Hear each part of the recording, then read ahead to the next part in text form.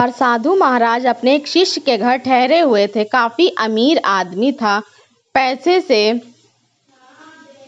बहुत से व्यापार थे उसके घर में, बहुत से नौकर चाकर भी थे, सब कुछ बढ़िया चल रहा था।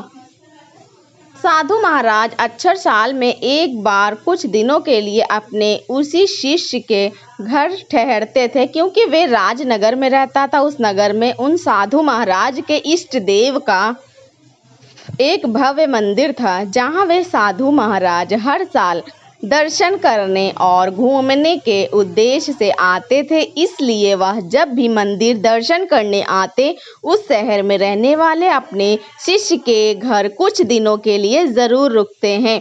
इससे पहले साधु महाराज जब भी उसी के घर आते तो वैसे से काफी उत्साहित हुआ और खुश दिखता था, लेकिन इस बार जब साधु महाराज उसके घर में रुके हुए थे तो उन्होंने अनुभव किया कि आजकल वह शिष्य काफी परेशान और चिंता में रहता है। एक बार साधु महाराज ने उस शिष्य की पत्नी से पूछा कि क्या बात है, आजकल तुम्हारे पति काफी चिंता में रहते हैं। पत्नी ने कहा, हाँ, वह चिंता में रहते हैं क्योंकि उन्हें व्यापार में 5 लाख का फायदा हो गया है। साधु महाराज ने कहा कि इसमें चिंता की क्या बात है, या तो खुशी की बात है भाई। 5 लाख का फायदा हुआ है, नुकसान थोड़ी हुआ है। यह सुनी पत्नी मुस्कुराई और बोली, हाँ, लेकिन यदि आप उनसे उनकी चिंता के कारण पूछेंगे तो वह कहेंगे कि मैं इसलिए उदास हूँ क्योंकि मुझे व्यापार में 5 लाख का नुकसान हुआ है। यह साधु महाराज आश्चर्य में पड़ गए।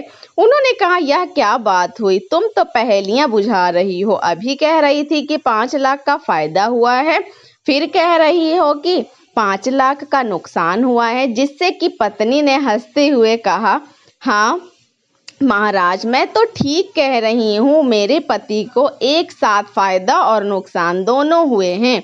उस साधु ने कहा, यह कैसे हो सकता है। पत्नी ने कहा, मेरे पति को 5 लाख का नुकसान हुआ है क्योंकि उन्हें उम्मीद थी कि व्यापार से उन्हें 10 लाख का फायदा होगा और 5 लाख का भी फायदा हुआ है। इसलिए आजकल यह सोचकर उदास रहते हैं कि उन्हें 5 लाख का नुकसान हो गया है। साधु महाराज को यह बात कुछ अजीब सी लगी, लेकिन जब शाम को समय वह शिष्य साधु महाराज के पास बैठा हुआ था तो महाराज ने उसको उसकी चिंता का कारण पूछा। तो उसने कहा कि क्या बताऊं गुरुजी, मुझे 5 लाख का नुकसान हो गया। व्यापार में 10 लाख के फायदे की उम्मीद थी, लेकिन फायदा सिर्फ 5 लाख का हुआ। यह सुन साधु महाराज मन ही मन मुस्कुराए और सोचने लगे कि इंसान का ध्यान अपने पास लाभ के फायदे की तरफ नहीं है, बल्कि उन्हें हुए नुकसान की तरफ है। जो 5 लाख सिर्फ उसकी 2 उम्मीदों और आकांक्षाओं में थी, जो वास्तव में कभी थे ही नहीं। तो दोस्तों सोचिए कि अगर उस इंसान को सिर्फ 5 लाख के फायदे की उम्मीद होती तो क्या वे दुखी होते। उसे सिर्फ 2 लाख के फायदे की उम्मीद होती है और उसे 5 लाख फायदा हो जाता है तो वह खुशी के मारे झूम उठता। एक बात यहाँ साफ साफ उजागर होती कि इंसान के दुख का कारण उसकी उम्मीदें, उसकी आकांक्षा है। इंसान बहुत बड़ी बड़ी उम्मीदें और आकांक्षाएं मन में पा लेता है और जब भी उम्मीदें और आकांक्षाएं पूरी नहीं होती तो इंसान दुखी हो जाता है। ध्यान रहे कि जिंदगी बड़ी अपेक्षा होगी, उतना ही ज्यादा असंतोष पैदा होगा। अपेक्षा कम तो संतोष भी कम। अपेक्षाएं सुनने तो असंतोषाएं भी सुनिए। आइए इसी संदर्भ में एक दूसरी कहानी सुनते हैं कि पाली एक बहुत ही बड़े दार्शनिक और ज्ञानी व्यक्ति थे। अक्सर दूर दूर से लोग अपनी बहुत सी समस्याएं लेकर पाली के पास आया करते थे। ऐसे ही एक दिन पाली महाराज सुबह सुबह अपने घर के बाहर बैठे थे। तभी कुछ लोग उनके पास अपने कुछ प्रश्नों के उत्तर पूछने आए। महाराज ने उन सभी को बैठने के लिए कहा और अपनी पत्नी को उन सबके लिए चाय बनाने की आवाज दी।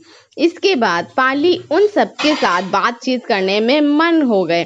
कुछ देर बाद पत्नी चाय बनाकर ले आई। पत्नी ने पीछे से पाली महाराज को चाय ले जाने के लिए आवाज लगाई, लेकिन पाली नहीं सुन पाए।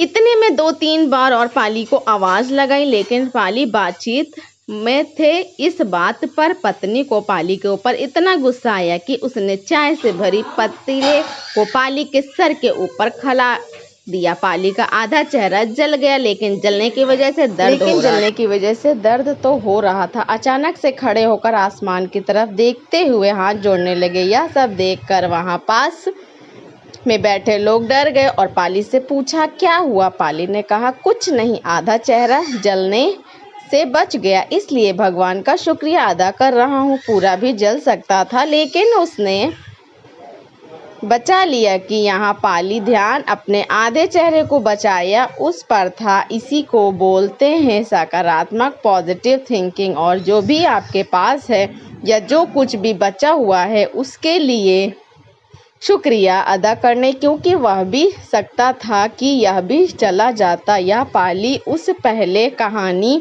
वाले व्यक्ति से बिल्कुल अलग है, जहाँ एक और व्यक्ति उस बात को लेकर दुखी था जो उसके पास नहीं था, जो केवल उसके विचारों में था, उसकी उम्मीदों में था। वही दूसरी ओर पाली अपने आधे बचे हुए चेहरे के लिए कुछ अलग सोच रहे थे और भगवान का शुक्रिया अदा कर रहे थे जो जलने से बच गया था।